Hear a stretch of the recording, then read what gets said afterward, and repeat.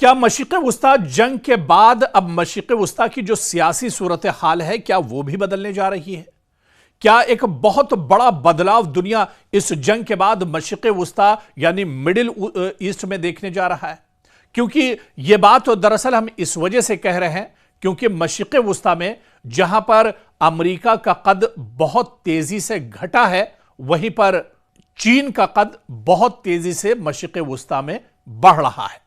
यानी चीन एक बड़ी सुपर पावर ताकत बनकर एक तरह से मशरिक़ वुस्ता में उभर रहा है।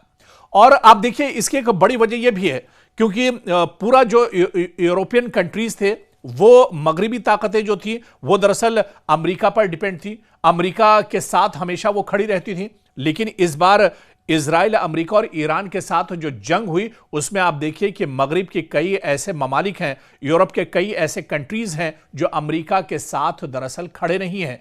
और इस बीच जो बड़ी खबर आ रही है कि यूरोप के कई ममालिक, मगरिब के कई ममालिक वो दरअसल उनके जो नुमाइंदे हैं, उनके जो डेलीगेशंस हैं वो चीन के दौरे पर आए हुए हैं और चीन से अब उनके ताल्लुकात लगातार बढ़ रहे हैं।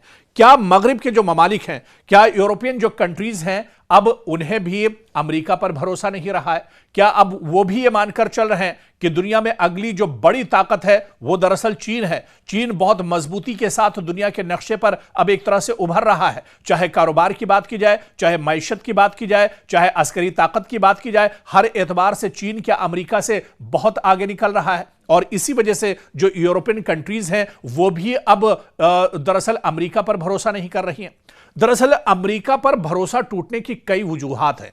आप देखिए कि पूरे मशरिक़ वुस्ता में अमेरिका की चौधराहट चलती थी। अमेरिका यहां पर अपने आप को सुपर पावर कहलाता था। अमेरिका यहां पर शेखों को और जो अरब ममालिक थे उन्हें सिक्योरिटी देने का, उनकी हिफाजत करने का दम भरता था। लेकिन ईरान ने अमेरिका की मशरिक़ वुस्ता में पोल खोल कर रख दी और जो अमेरिका ये कहता था, दावे करता था कि वो मशरिक़ वुस्ता के ममालिक की हिफाजत कर रहा है, यहां पर रहने वालों की पूरी हिफाजत की जा रही है, दरअसल वो खुद मशरिक़ वुस्ता में अपनी हिफाजत नहीं कर सका। मशरिक़ वुस्ता में अमेरिका अपने एयरबेस नहीं बचा सका, अपना इंफ्रास्ट्रक्चर अमेरिका नहीं बचा सका। अमेरिका के सैकड़ों जो फौजी हैं वो ईरान ने दरअसल मार गिराए हैं। तो दरअसल कई बड़ी वजूहात हैं जिसकी वजह से अब जो यूरोपियन कंट्रीज हैं या मगरिबी जो ममालिक हैं उनका एतबार अमेरिका के ऊपर से उठ रहा है और अब चीन के साथ यूरोपीय कंट्रीज के जो रिश्ते हैं वो बहुत तेजी से अब एक तरह से मजबूत होते जा रहे हैं। दरअसल ये अमेरिका के लिए बहुत बड़ा झटका है।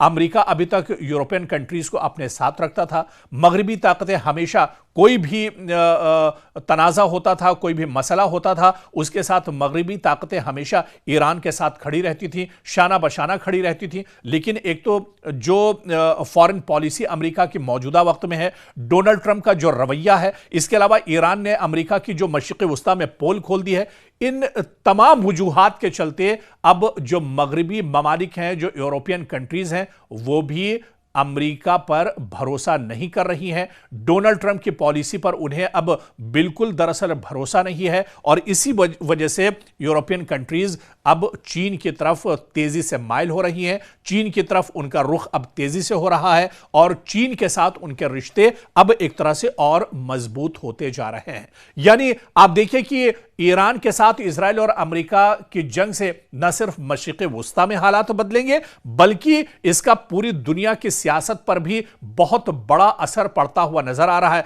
बल्कि जो सियासी मंजरनामा है इस जंग के बाद बहुत हद तक बदलता हुआ नजर आ रहा है और इसी वजह से यह कहा जा रहा है कि सिर्फ पूरी दुनिया पर ही नहीं बल्कि मशरिक़ वुस्ता में बहुत तेजी से अब चीन का असर और रसूख बढ़ रहा है और यह अमेरिका के लिए दरअसल बहुत बड़ा झटका है। और कहीं ना कहीं सिर्फ मशरिक़ वुस्ता पर ही नहीं, एशियाई ममालिक पर नहीं, यूरोपियन ममालिक पर नहीं, बल्कि पूरी दुनिया पर इसका बहुत बड़ा असर होगा और आने वाले दिनों में जो सियासी मंजरनामा है पूरी दुनिया का वो बहुत तेजी से एक तरह से बदलता हुआ नजर आएगा।